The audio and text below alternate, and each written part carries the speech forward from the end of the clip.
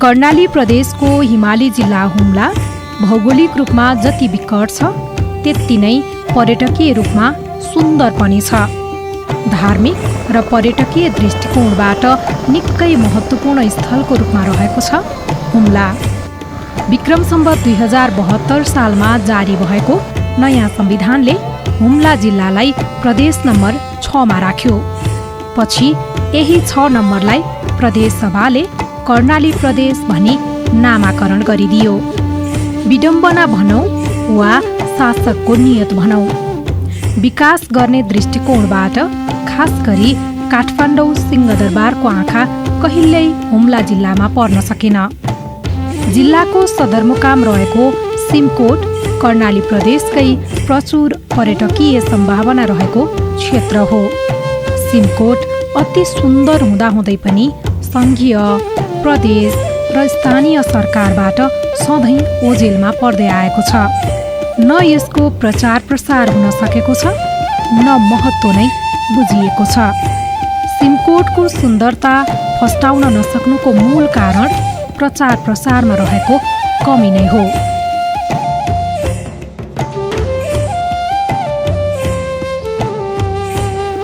धार्मिक हिसाबले मात्र नभएर पर्यटकीय हिसाबले समेत महत्त्वपूर्ण मानिने सिमकोटलाई परिचित गराउनु अत्यावश्यक भइसकेको छ।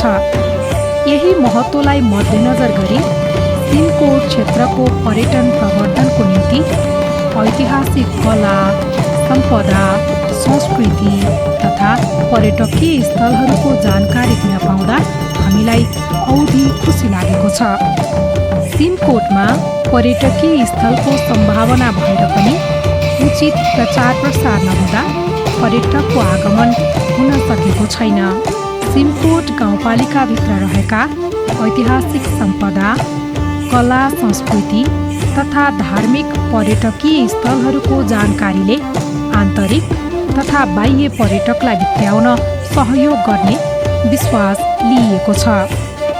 विशेष गरी सिमकोटका प्रमुख धार्मिक, सांस्कृतिक, पर्यटकीय तथा ऐतिहासिक स्थलहरूको भिडियो प्रदर्शनी मार्फत जानकारी गराई यसको प्रचार प्रसार गर्नु कार्यक्रमको प्रमुख उद्देश्य हो।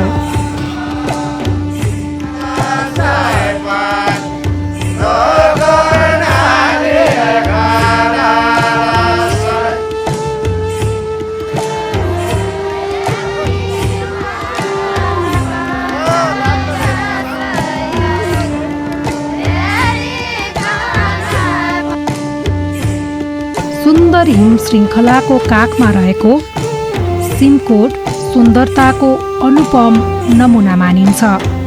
समुद्री सतहबाट 2500 मिटरदेखि 5000 मिटर उचाइमा छरिएको सिमकोट गाउँपालिकालाई एक आकर्षक पर्यटकीय क्षेत्रको रूपमा लिँदै आएको छ।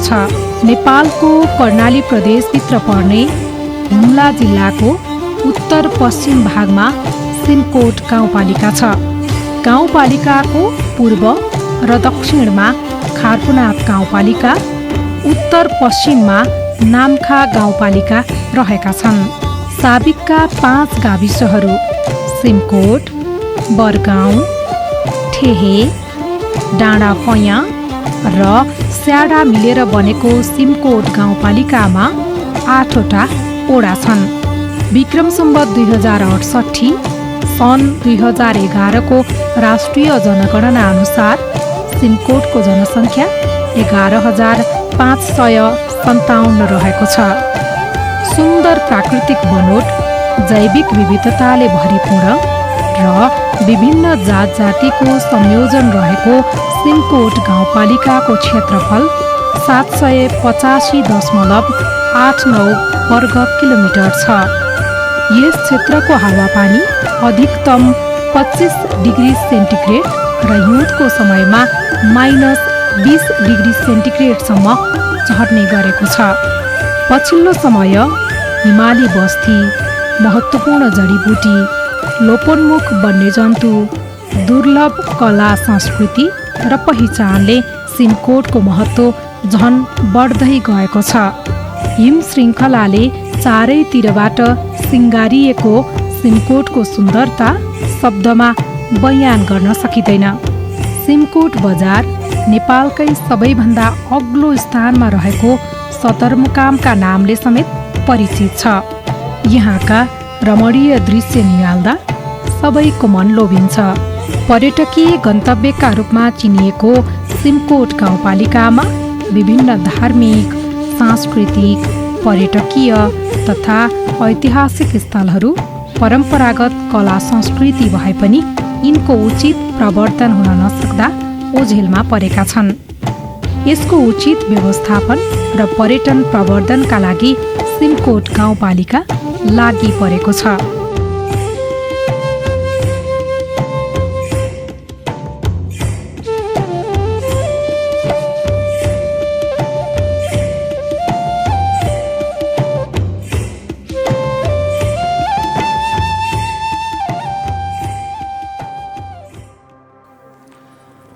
यो सिमकोट गाउँपालिका नै भनौँ। सिमकोट गाउँपालिका एकदम यो सर्वप्रथम त मानसरोवर कैलाशको मुख्य प्रवेशद्वार मानिन्छ। प्रवेशद्वार भएकोले होइन, राष्ट्रिय, अन्तर्राष्ट्रिय अनि इन्डियन मुलुकबाट चाहिँ हाम्रा पर्यटनहरू धेरै मात्रामा थुप्रिने गरेका छन्। यिनीहरूलाई व्यवस्थित अथवा प्रबन्धन गर्नको लागि हामीले ठाउँ ठाउँमा होर्डिङ बोर्डहरू राखेका छन् होइन। अनि एयरपोर्टमा चाहिँ उनीहरूलाई टाइम पास अथवा सञ्चार भइरहेकोस् भन्ने हिसाबले हामीले फ्री वाइफाई पनि राखेका छौँ। अनि अब जो सिमकोट गाउँपालिका ब्रिज बाटो नभए पनि पहिला जिल्ला विकास समिति हुँदाखेरि नै ठाउँ ठाउँमा उनीहरूलाई फोहोर व्यवस्थापन गर्नको लागि डम्पिङको व्यवस्था गरिएको थियो। त्यसै गरी हामीले अहिले सिमकोट गाउँपालिकाले चाहिँ मेन विशेष गरेर होमस्टेहरू उनीहरूलाई एकदम गर्नले होमस्टेहरू सञ्चालनमा ल्याएका छौँ। अनि त्यहाँदेखि अब जोस ठाउँ होटलहरूलाई होटल म्यानेजमेन्ट सम्बन्धी पनि हामीले तालिमको व्यवस्था पनि गरेका छौँ। होटल पनि प्रश्न मात्रामा छन्, तर अहिले ती सञ्चालनमा नरहे तापनि अहिले लकडाउनको कारणले गर्दा सञ्चालनमा छैन। तर पर्यटकहरूले हामीले गर्ने पूर्वाधारका कुराहरू प्लस अनि प्रबन्धनमा गर्ने कुराहरू चाहिँ हामीले गरेका छौँ। दिनमा हामीले पर्यटन पूर्वाधारको लागि सर्वप्रथम त हामीले यो अहिले 77-78कै बजेटमा पनि हामीले चाहिँ अलिकति केही पैसा विनियोजन गरेका छौँ। जस्तै होर्डिङ बोर्डहरू अझै होर्डिङ बोर्ड ठाउँ ठाउँमा टाँस्ने, यो ठाउँमा यस्तो छ, यो ठाउँमा यस्तो छ कि उनीहरू त्यहाँ सहजै रूपमा पुग्न सकोस्। अनि प्लस हामीले एउटा बुकलेट जस्तो बनाएका छौँ। एयरपोर्टमा आउन बित्तिकै उनीहरूलाई दिने हाम्रो परिचय, हुम्लाको चिनारी भनेर दिने त्यस्तो भावनाहरू गरेका छौँ। बिचमा चाहिँ हामी डम्पिङको व्यवस्थापन गरेका छौँ। अनि जोस उनीहरूले यो हुम्ला जिल्लाको चाहिँ सबै पर्यटकीय स्थलहरू सही रूपमा र सहज रूपमा चाहिँ चिन्न सकुन् होइन। अब यसलाई हामीले बजेट चाहिँ विनियोजित गरेका छौँ र भावी दिनमा पर्यटक पूर्वाधारको लागि हामीले अझै अगाडि बढाउने पहल गरेका छौँ। सिमकोट गाउँपालिकाभित्र रहेका मनमोहक हिम श्रृङ्खला, सुन्दर सिमकोट बजार, पञ्चमुखी हिमाल, विभिन्न ताल तलैया, रलिङ गुम्बा, सिमकोट शिव मन्दिर र खारपुनाथ शिव मन्दिर लगायतका पर्यटकीय गन्तव्य स्थलसँगै कैलाश मानसरोवर दर्शनका लागि वर्षेनी हजारौँ सङ्ख्यामा पर्यटकहरू आउने गर्छन्। यसैले अहिले पछिल्लो समय पर्यटन विकास, प्रवर्धन र व्यवस्थापनका लागि सिमकोट गाउँपालिका लागि परेको छ।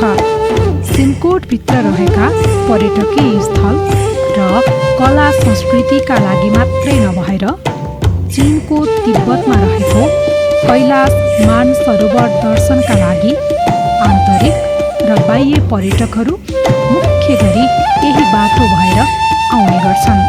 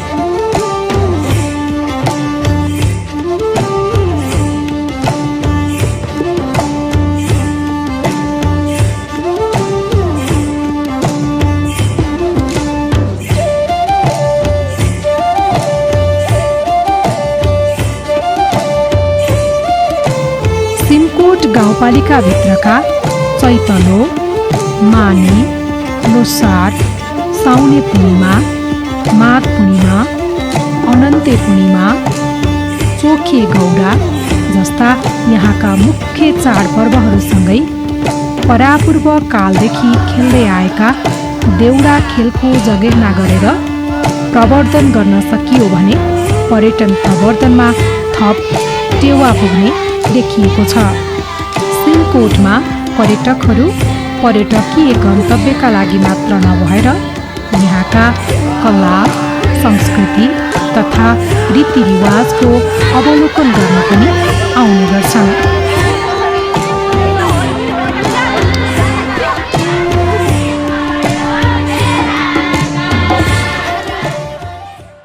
एउटा हाम्रो संस्कृति, हाम्रो जुन हिजोका परम्परादेखि भएका धार्मिक स्थलहरू हामीसँग विशेष गरिन धार्मिक स्थलहरू छन् र तिनीको पर्यटकीयहरूलाई हामी त्यसका पहिचानहरू र त्यसका जुन भोलिका दिन परम्परालाई नै एउटा निरन्तरता दिनुपर्छ भन्ने हामीले त्यो हिसाबले छन्। हामीसँग थुप्रै छन्। सिमीकोट गाउँपालिकाभित्रमा पहिलो कुरो अब छिमेकी गाउँपालिका खारपुनानमा हामीले सबभन्दा जेठो तीर्थ मान्ने भनेको जुन हाम्रो खारपुना तीर्थ र अनि त्यसपछि हाम्रो यो रल्लिङ तीर्थ, हाम्रो यो पर्यटकीय जाने भनेको दुधेदह, लोडेदह र पञ्चमुखी हिमाल।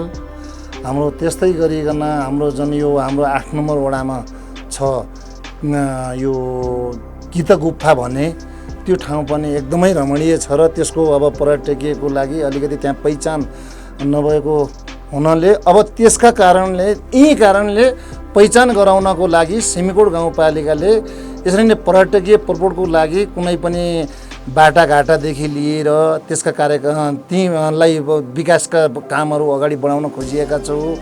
त्यही पर्यटकीयको लागि हामीले यी पर्यटकीयहरूले भित्राउनुपर्छ भन्ने कुरामा कुनै पनि कार्यक्रमहरू राख्ने भनेका छौँ। हामीसँग अरू थुप्रै परम्परागतका कुरामा पनि हाम्रो पहिलो कुरो त हुम्लामा लोचार भन्ने लाम बौद्ध धर्महरूको छ, माने भन्ने बौद्ध धर्मी मान्ने ओलामीहरूको छ भने हामी हिन्दू धर्म मान्ने मान्छेहरूको पनि विश्वव्यापीमै मतलब यो हाम्रो नेपाल देशलाई मान्ने भनेको दसैँ तिहार भयो। अब हाम्रो लोकल संस्कृतिको कुरामा गर्ने हो भनेपछि सानपनी भयो, ठुलो भैला भन्ने हुन्छ, चैतलो भयो, यिनीहरूलाई पनि लोक संस्कृतिमा मनाउने र चोखे भन्ने छ, माघ पूर्णिमा मान्ने छ।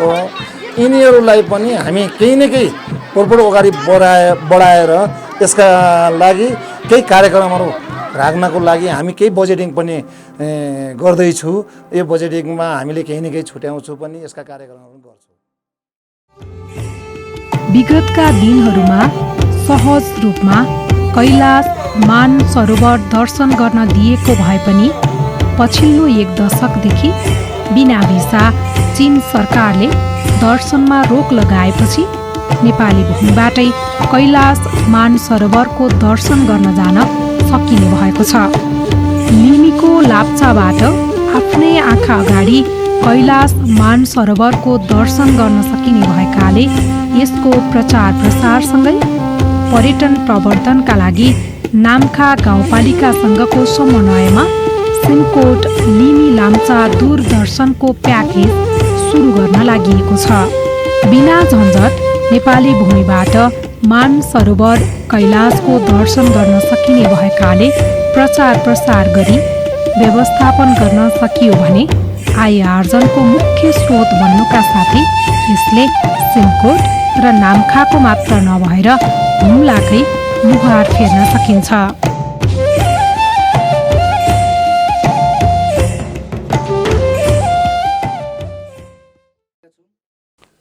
मानसरोवर कैलाश भनेको हिन्दू धर्मावलम्बीहरूको लागि बौद्ध धर्मावलम्बीहरूको लागि यो कैलाश मानसरोवर चाहिँ त्यो दर्शन गर्नको लागि अब यहाँको अब इन्डियाबाट इन्डियाबाट आउने, त्यसपछि युरोपियनबाट आउने, अब त्यसपछि अब हाम्रो नेपालमा पनि हिन्दू धर्म मान्नेहरू पनि बौद्ध धर्म मान्नेहरू पनि त्यस कारणले त्यहाँ अब शिव पार्वतीको त्यहाँ दर्शन पाउनको लागि पनि कैलाश मानसरोवरको त्यो गर्नको लागि एकदम पर्यटकीयहरू चाहिँ एकदम आइरहनु भनेको त्यो धर्मको लागि आस्था लिनको लागि चाहिँ एकदम आइराखेको छ।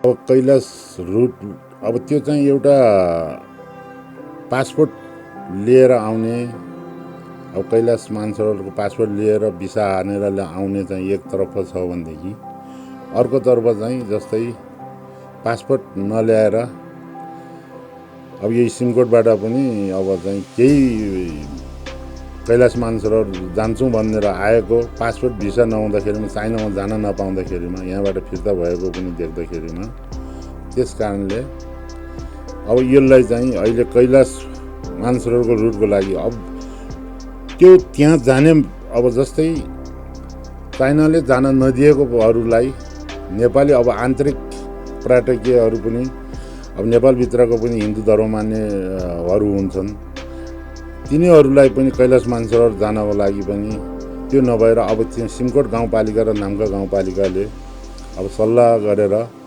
जस्तै अब अहिले पर्यटक पनि माथि जाँदाखेरिमा 40-60 को हामीले चाहिँ त्यो हिसाबले हामी चाहिँ त्यो गरेको छौँ। लिमी लाप्चा भनेको हाम्रो लामा भाषामा के भन्छ लाप्चा स्याहार भन्छ। त्यहाँबाट चाहिँ कैलाश मानसरोवर एकदम स्पष्ट दर्शन हुन्छ। त्यो स्पष्ट दर्शन हुनको लागि हामीले यहाँबाटको चाहिँ क्याम्पको व्यवस्था अब यहाँबाट दारापरी, त्यहाँबाट डाँडकेर्मी, त्यहाँबाट सल्ली छोङ्सा हुँदै निङ अब त्यहाँ टाक्सी हुँदै लाप्चा स्याहारसम्म गयो भनेदेखि त्यहाँबाट चाहिँ कैलाश दर्शन पनि हुन्छ, मानसरोवर ताल पनि दर्शन हुन्छ।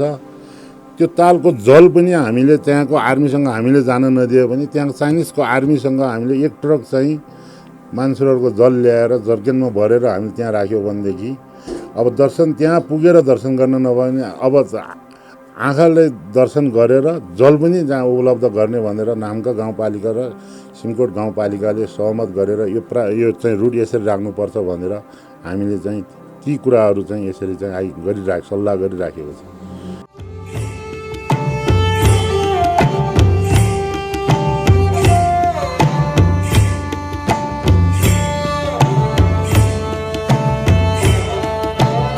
सिमकोट हुम्लाको सदरमुकाम पनि हो। व्यापारिक कारोबार र प्रशासनिक काम यहीँबाट हुने भएकाले जिल्लाका अन्य स्थानीय तहभन्दा सिमकोट व्यस्त रहन्छ।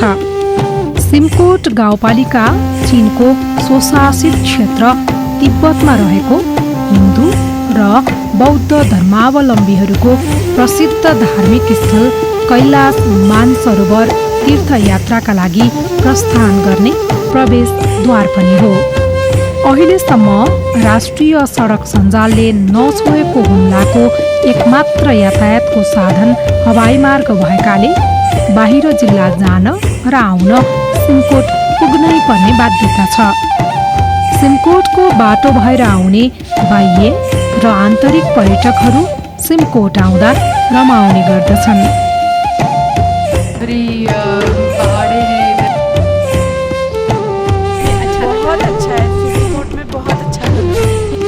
पर्यटन पूर्वाधार, पर्यटन प्रवर्धन र पर्यटकीय गतिविधिहरूको विविधीकरण तथा विस्तार गर्ने सिमकोट गाउँपालिकाको नीति छ। अनुपम प्राकृतिक सौन्दर्य, प्रचुर जैविक विविधता, बहुजातीय, बहुभाषिक, बहुधार्मिक र सामाजिक विविधता एवं ऐतिहासिक तथा सांस्कृतिक सम्पदाले परिपूर्ण रहेको छ। सिमकोट राजनीतिक स्थिरता उन्मुख अवस्थाले शान्ति सुरक्षाको सुदृढ अवस्थाका कारण सिमकोटको पर्यटन क्षेत्रमा आशाका किरणहरू देखिएका छन्। अर्कोतिर बढ्दो सहरीकरण र भूमिको उच्च मूल्य वृद्धिका कारण प्राचीन सम्पदाहरूको अतिक्रमण बढ्दै जानु, पर्यटकहरूको सुरक्षाको सवालमा कमजोर स्थिति देखिनु, असुरक्षित हवाई यात्राको सूचीमा नेपाल परिरहनु चुनौती पनि छ।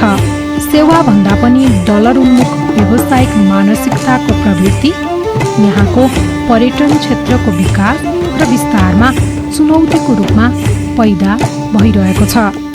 नेपाल सरकारले समग्र पर्यटनको विकासका सँगै स्थानीय तहसम्मको पर्यटन प्रवर्धनका लागि नयाँ संरचनाहरूको निर्माण गर्नुका साथै नयाँ परिस्थिति र अन्तर्राष्ट्रिय परिवेश अनुकूल हुने गरी नयाँ पर्यटन नीति बनाई हुम्लामा काम गरिनु आवश्यक छ। सुरक्षित भरपर्दो हवाई सेवाको सुनिश्चितता, पूर्वाधारमा लगानी वृद्धि गरी पर्यटन विविधीकरण तथा गुणस्तरमा वृद्धि, परम्परागत मौलिक संस्कृतिहरूको संरक्षण र प्रवर्धन गर्ने, व्यावसायिक दक्ष जनशक्ति विकास गर्नेमा पनि सरकारले जोड दिनुपर्दछ। अवसर र सम्भावनाहरूको भरपूर उपयोग गर्न सकेमा राष्ट्रिय अर्थतन्त्रमा यसको योगदान उल्लेख्य रूपमा बढ्न सक्ने देखिन्छ। यसका लागि पर्यटकीय सुरक्षा, सेवा सुविधाको गुणात्मक सुधार गर्नुपर्ने दायित्व तीन तहकै सरकारको हो। सिमकोटको पर्यटन विकास गर्न र यसलाई विश्व बजारमा चिनाउन सिमकोट घुमफिर वर्ष अभियान सञ्चालन गर्न अपरिहार्य छ। प्राकृतिक सौन्दर्यले भरिपूर्ण हुम्लालाई विश्व सामु चिनाउन र पर्यटक भित्र्याउन सबै पक्ष लाग्नु जरुरी छ। असल नेतृत्वले नै मातृभूमिलाई सबै माझ परिचित गराउन महत्त्वपूर्ण भूमिका खेल्दछ। विकटताको जन्जाललाई छिचोल्दै भएका पर्यटकीय स्थलहरूको प्रचार गर्नु हामी सबैको दायित्व पनि हो।